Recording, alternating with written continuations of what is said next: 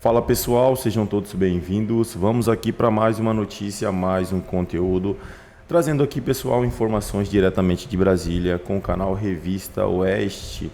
Pessoal, já peço que se inscrevam no canal, ativem o sininho de notificação e se puder deixar o seu like, vai nos ajudar muito aqui dentro da plataforma. Só lembrando a todos vocês que ativando o sininho de notificação, assim que postarmos conteúdo, chegará diretamente em seu smartphone ou em seu computador. Pessoal, já deixando os créditos aqui ao canal do Revista Oeste na plataforma do YouTube. E também, pessoal, peço a vocês que se inscrevam no canal, ativem o sininho de notificação e se puder deixar o seu like, vai nos ajudar muito aqui dentro da plataforma. Pessoal, agora sem mais enrolação, bora pro conteúdo. Começou a punir militares alvo da operação da Polícia Federal que investiga o planejamento de um suposto golpe de Estado. As exonerações foram publicadas no Diário Oficial desta quarta-feira e atendem a uma determinação do ministro do Supremo, Alexandre de Moraes. Deixaram as funções o tenente-coronel Guilherme Marques Almeida, comandante do 1º Batalhão de Operações Psicológicas do Exército, e o tenente-coronel Hélio Ferreira Lima, comandante da 3ª Companhia de Forças Especiais. Em nota, o Exército diz que prima pela legalidade e pela harmonia entre os demais entes da República e que vem colaborando com as autoridades policiais nas investigações conduzidas. Acrescentou que as providências, quando necessárias, serão tomadas em conformidade com as decisões jurídicas acerca do assunto. Está bem claro, Piotr. Exército age por ordem de Moraes. E vamos só citar um dos militares aí que o ministro Alexandre de Moraes determinou que ele seja afastado das suas funções públicas. Deixa-me ver aqui, o nome dele é Hélio Ferreira Lima, é um dos oficiais. A alegação, segundo o jornal o Globo, é que ele atuou na busca por inconsistências nas urnas eletrônicas. Para os investigadores do Supremo, as medidas eram direcionadas à propagação de desinformação para gerar descrédito no sistema eleitoral. O ministro Alexandre de Moraes está voltando lá atrás agora, em relação ao que naquele momento o Exército, inclusive, chegou a ser chamado pelo Tribunal Superior Eleitoral para participar de toda essa discussão acerca da segurança das urnas eletrônicas. Guerra cibernética é hoje a guerra mais moderna e talvez a mais temida do mundo. E, obviamente, que as Forças Armadas têm um núcleo para estudar esse tipo de coisa. E a eleição faz parte do processo democrático, a lisura do processo democrático de uma eleição que garante a autonomia de um país dentro desta lógica democrática. O Exército participou disso. E se enviou algum documento, no caso para Mauro Cid, como está dizendo a reportagem de O Globo aqui, dizendo, olha, essas são as informações que temos, bom, mas esse era o trabalho que o Exército estava fazendo. Chegou-se à conclusão depois, por decisão do TSE, que teve a última palavra, dizendo que não tinha nenhum problema com as urnas eletrônicas e a eleição se sucedeu da forma como todo mundo sabe. Com todo o processo que muita gente reclama até hoje. Mas, enfim, a última palavra foi do TSE. O Exército era justamente aquele grupo especializado em guerra cibernética que se dedicou, de novo, vou lembrar, a convite do próprio TSE, para discutir o assunto, que era um assunto premente naquele momento para a sociedade brasileira, que era um assunto que precisava ser discutido, até pela ausência de outros grandes países, outras grandes democracias que usam o sistema de urna eletrônica. Está querendo se cancelar o debate como se cancelou daquele momento e também a participação do único órgão, talvez, pelo que sei, o mais sofisticado em guerra cibernética, que participou desse debate e que depois apresentou um relatório. Mas, enfim, isso é crime? Essa é a decisão do ministro Alexandre de Moraes e que agora, pelo que o Exército está dizendo, vai seguir, é isso? Vai acatar a decisão. Quando alguém é investigado, só para fazer uma inferência aqui, importante, quando alguém é investigado, normalmente ele se afasta das funções públicas até para se dedicar à própria defesa. Mas isso não pode ser nunca um atestado de culpa, porque senão a gente atropela o processo investigatório, o direito à ampla defesa e todo o processo, o julgamento como um todo, que não aconteceu nada disso, é só um começo de investigação. Tanto que os elementos todos, os próprios advogados reclamam que não têm acesso. Agora, acontecer isso com os oficiais do Exército e não acontecer com políticos que são investigados, por exemplo, pega lá o general G. Dias, que aparece naquelas imagens. O que está acontecendo com o general G. Dias? Vamos lá, o próprio Ministério da Justiça, aquele apagar das imagens, alguma investigação específica da Polícia Federal de por que foi apagado? Por que não se tomou cuidado daquilo? Prevaricação do então ministro Flávio Dino, que deveria ter guardado, obviamente um conhecedor do direito como ele, sabe que provas são essenciais para o julgamento ou para qualquer investigação. Ou seja, há um tipo de medida mais dura em relação a um determinado grupo de acusados e uma medida muito menos dura, e às vezes medida nenhuma, contra outro grupo. É esse tipo de desequilíbrio que assola, que afronta o entendimento do brasileiro, que entende tudo o que está acontecendo. Que não queiram as autoridades imaginar que os brasileiros estão absortos em tudo o que está acontecendo. Não, eles estão com absoluta consciência de tudo o que está acontecendo. Enfim, me chama a atenção o porquê dessa medida em relação a esse aspecto, levando-se em conta o histórico que eu mencionei lá da época da eleição, do Centro de Guerra Cibernética do Exército, que é especializado no assunto, foi chamado pelo TSE, era um debate amplo na sociedade, mas prevalecia a posição do TSE. Falar que tudo era tentativa de desinformação, isso é do debate político, as pessoas discutem. Por hora, então, Piotr, sim, 2 coronéis já exonerados pelo Exército, por ordem de Alexandre de Moraes. Silvio Navarro acompanha como, avalia como essas punições até então? Adriana, pouco a acrescentar, acho que o Piotr fez uma ampla explanação sobre o caso, com todos os pontos. Me parece uma condenação prévia, porque alguém que é investigado, se afastar de função pública, ele poderia ser afastado, por exemplo, porque produziria provas, destruiria provas. Por quê? Nesse caso, isso remete a urnas eletrônicas, ao sistema eleitoral. Que tipo de influência ele poderia exercer? Que tipo de crime ou conduta ele poderia praticar ocupando um cargo de militar?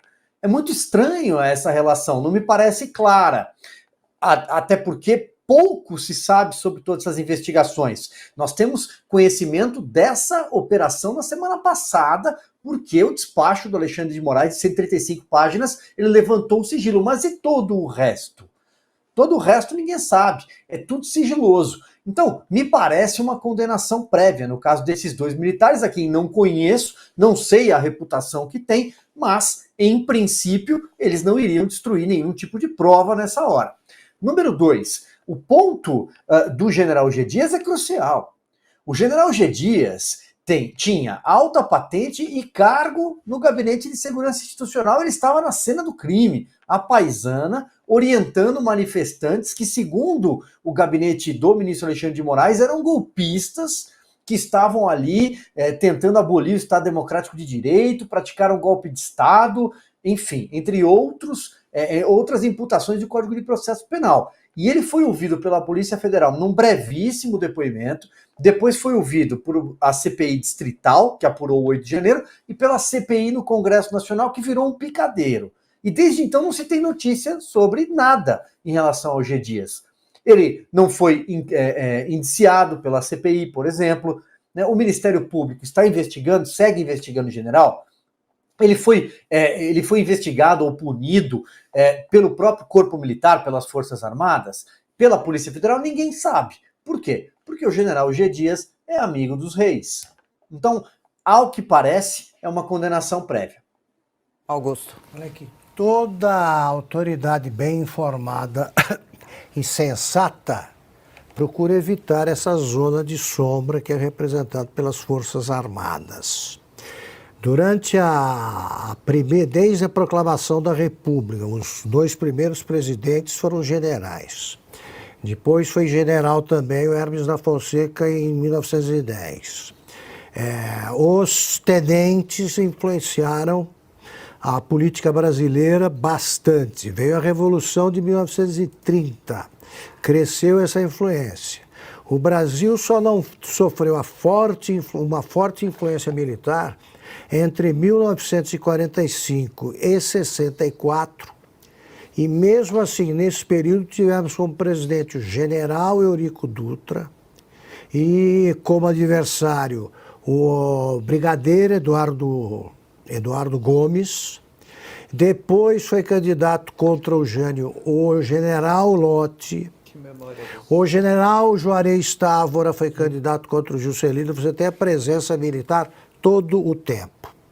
Quando, em 64, uma ala do Exército assumiu o poder, teve de passar o tempo todo ali enfrentando a linha dura, né, que durante um tempo tomou o poder, depois foi afastado, e o Geisel, já o Geisel dizia que era importante que o Exército se afastasse da política, porque você começa pela corrupção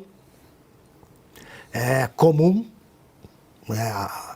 você começa a corromper moralmente as Forças Armadas, daí você tivemos vários oficiais envolvidos com tortura, e o Geisel achou que o Brasil precisava devolver o poder aos políticos para preservar o Exército.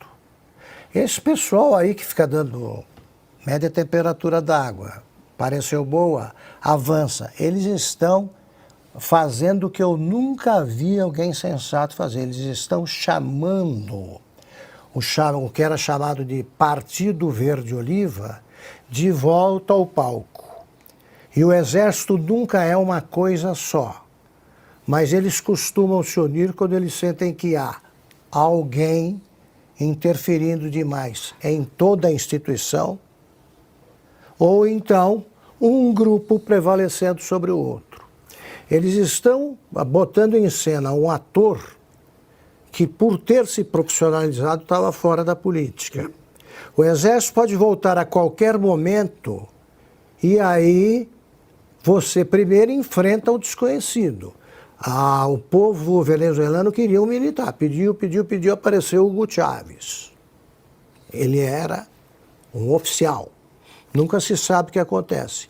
Agora, que não é uma boa para o Supremo entrar nessa, qualquer criança que tenha lido um almanaque de política brasileira sabe. Eu estou perplexo com esse tipo de violência, porque ele não quer saber se existe justiça militar, ele não quer saber como é que são os regulamentos militares, ele vai atropelando, sem atropelar o símbolo a prova física da presença de provocadores e cúmplices nas depredações de 8 de janeiro, que é o general G. Dias. Então ele está dizendo, este aqui é um oficial que tem um tratamento especial.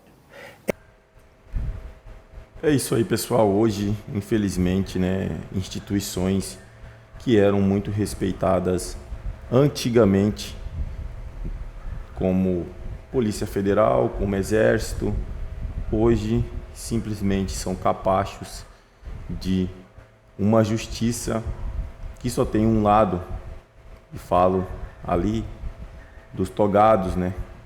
Só tem um lado de justiça ali, e a justiça está do lado da esquerda. A justiça, porque assim, o que há de investigação contra deputados e senadores de direita lá em Brasília são inúmeras narrativas criadas para tentar incriminar deputados e senadores de direita. O último foi Nicolas Ferreira, por conta do seu discurso na ONU. E instituições que esperávamos muito mais, que iria agir em prol, nem precisa ser em prol de partido algum, em prol do certo. Essa investigação, essa busca e apreensão, não achamos certos, então não vamos fazer. Eu vi senador Marcos Duval, para quem não se lembra, ele foi um dos primeiros a ser investigado, e ele comentou que os policiais, os agentes da PF estavam no seu apartamento, e eles mesmos falaram: a gente não queria estar aqui. A gente pede desculpa para você, mas a gente não queria estar aqui. Estamos só seguindo ordens. Agentes falaram para um senador em uma busca e apreensão. Então, assim, eles estão seguindo ordens, mesmo não sendo as melhores ordens, nem mesmo sendo as ordens corretas. Hoje, o Exército, né, e a Polícia Federal se tornaram instituições que seguem uma justiça que não existe, uma justiça que só tem um lado, lá em Brasília. É isso aí, pessoal. Agradeço a vocês pela companhia. Já peço que se inscrevam no canal, ativem o sininho de notificação e se puder deixar o seu like, vai nos ajudar muito. Desde já agradeço. Valeu!